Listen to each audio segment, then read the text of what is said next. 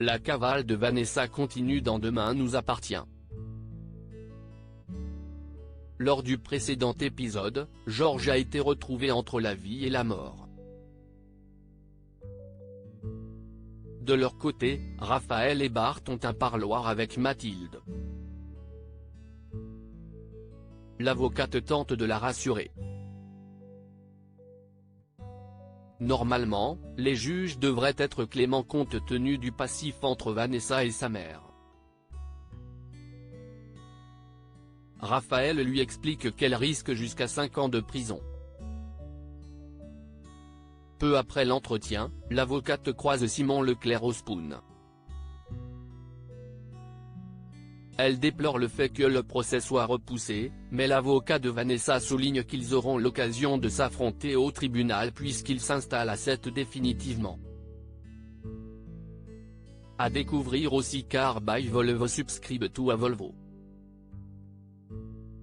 Pay less with a fixed monthly cost. Car by Volvo barre verticale sponsorisé les Arnemore par Taboula toujours séquestré, Aurore tente par tous les moyens de s'enfuir.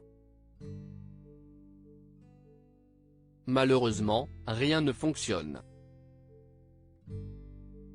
Et le temps presse dans Demain nous appartient, car le compteur affiche désormais J2.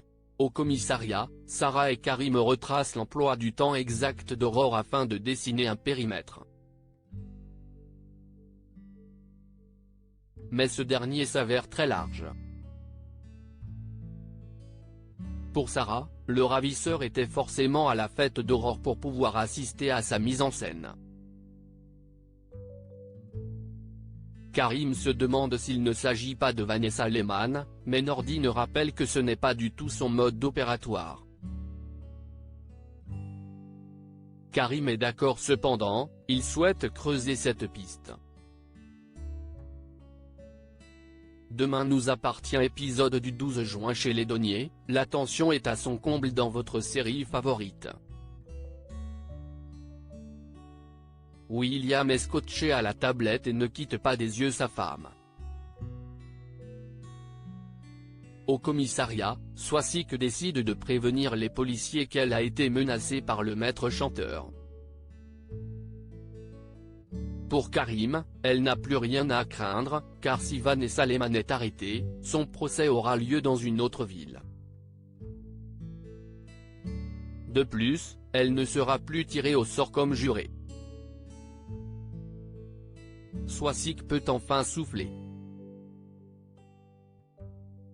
Parallèlement, Roxane écarte l'hypothèse que Vanessa se cache derrière l'enlèvement d'Aurore. En effet, il s'agit de quelqu'un qui maîtrise la technologie. Karim confirme ses propos, car Vanessa a été filmée à l'aéroport d'Ezeiza à Buenos Aires. Sarah, elle, estime qu'ils ont dû manquer quelque chose à la paillote et décide d'y retourner. À l'hôpital, Victoire est au chevet de Georges.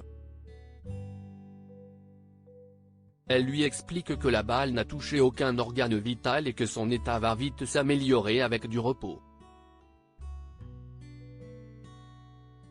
Georges s'en veut d'avoir cru pouvoir piéger Vanessa seule. De plus, il estime qu'à cause de lui, un homme est mort. Ensuite, il demande à Victoire de lui montrer la vidéo d'Aurore pour s'assurer qu'elle est encore en vie. La jeune femme lui confie à quel point elle a eu peur. Aurore craque dans votre épisode de Demain nous appartient, Nordine se rend chez les Donnier. Il informe William qu'ils ont réussi à délimiter le périmètre dans lequel est séquestrée Aurore. Cependant, la zone reste encore très étendue. Mais William perd son sang-froid et traite les collègues de sa femme d'incapables. Manon s'excuse auprès de Nordine. Le jeune homme leur conseille d'arrêter de regarder la vidéo, mais Manon refuse catégoriquement. Ainsi, avec cette vidéo, elle peut savoir que sa mère est vivante. Nordine lui promet de la retrouver. Viewsis post on Instagram à post shared by demain nous appartient @dna-batf1, au commissariat de Sète, l'enquête piétine. Roxane prévient Sarah qu'elle souhaite rester travailler et qu'elle peut rentrer sans l'attendre. Elle refuse de laisser tomber Aurore alors que grâce à elle, elle a échappé à la prison. À l'hôpital, Mona ne lâche pas Georges d'une semelle. Elle lui a préparé plusieurs petits plats, mais le jeune homme ne peut rien avaler. Mona décide de rester dormir avec lui. Au même moment, Aurore perd ses moyens et s'effondre en pleurs sous le regard impuissant de William et Manon.